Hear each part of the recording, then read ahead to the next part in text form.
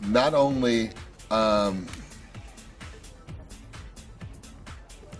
is it obvious that there's a fantastical element to taking whatever action heroes you got on the table in your era, and potentially the two biggest ones, and the two guys that represent formidability, and put them together. That's fun for any audience member. That's fun for cinema.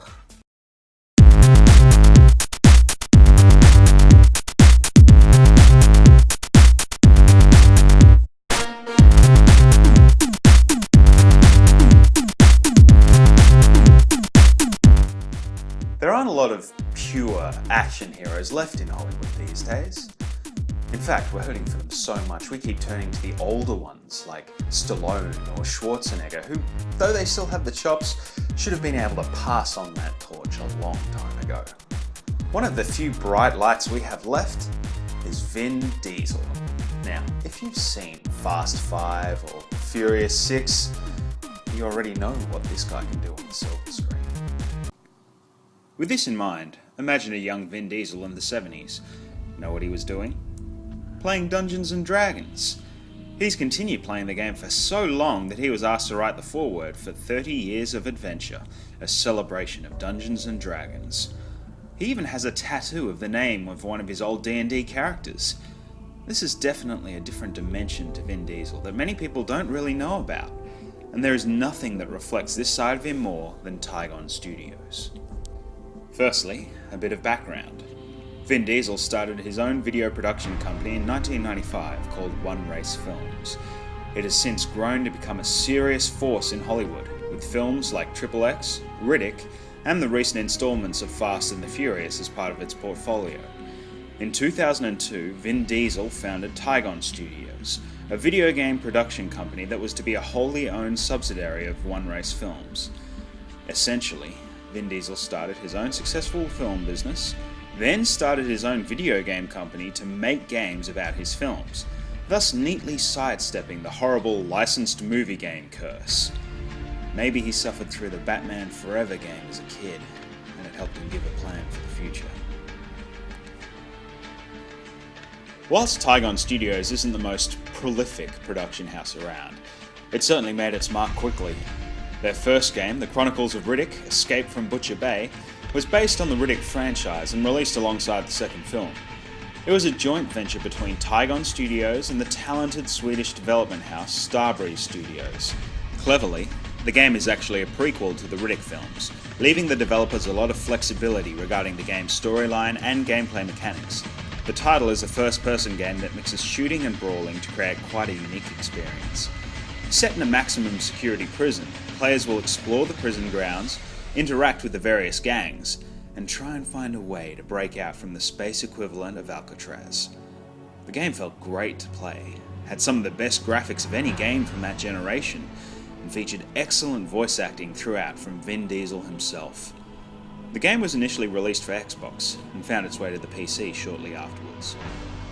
With Tigon's first game impressing critics worldwide, it's a shame that their second title was nowhere near as good.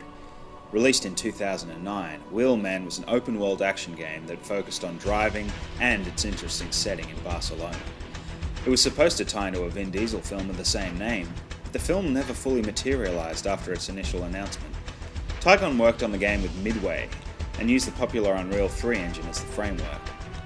The game was released after several delays, and received very mixed reviews. Whilst it wasn't a terrible game, critics found the on-foot gameplay in particular to be boring and unnecessary. Considering that the market was flooded with similar titles, it's no surprise that Wheelman did not find the same success as Riddick did. Nevertheless, there were still redeeming aspects to the game, and the fact they persevered in getting it to market at all when the film fell through is commendable. The most recent game from Tigon was the follow-up to their first Riddick title. This one, subtitled Assault on Dark Athena, was actually comprised of two parts. The first was an updated version of the original Butcher's Bay, using the new version of the game engine, and the second was a whole new campaign set on a huge mercenary spaceship. Interestingly enough, The decision to include the original title in the package was primarily because Microsoft could never get the original Xbox version to work properly using the backwards compatibility. In an effort to ensure that players could follow the storyline and experience of the original title, they simply added it to the Dark Athena package. It's kind of crazy, really. It's a huge amount of added content, but they made the decision sound so simple. If you liked the original Riddick, this is more of the same in a better engine. If you've never played the original, this is the best way to do it. It was a wonderful release that more than lived up to the standards set by the original Butcher's Bay. Tigon Studios has been quiet since their last release in 2009. They still supposedly have projects cooking in the oven, the most interesting of which is Vin Diesel's pet project, Barker BC. He describes it like this: "It's a massively multiplayer online game where you create an avatar that lives in the reality of Hannibal Barker, the Punic Wars, and Life 2000 BC. Sounds great, I'm in. But where is it? If I had to guess, I would say that Vin's involvement in the reinvigorated Riddick and Fast franchises has slowed down Tigon's plans. It's an indication of just how involved Vin Diesel is in his companies. He doesn't sound like a phony at all to me. Every interview I've read indicates that he genuinely cares about the video games produced by his company. Luckily for Tigon, this puts their company in a uniquely solid position as long as Vin's love for gaming continues. Think of it this way: Vin obviously likes to fund things that he believes in, such as the new Riddick movie. The latest Fast and the Furious movie has pulled in more than $220 million already, just from the US box office. Considering how much money Vin Diesel must be making, both as an individual actor and through One Race Films, Tigon should be able to stay open for the foreseeable future, even with such a long time between releases. Now that's a rare luxury for a developer in this era, but if we keep getting games as good as Riddick, then we're all winners. So thanks, Vin Diesel. You've finally earned forgiveness for the pacifier. As always, thank you for watching this episode. If you've enjoyed it, please don't forget to like the video, subscribe to the YouTube channel, and follow us on Twitter. See you for the next episode.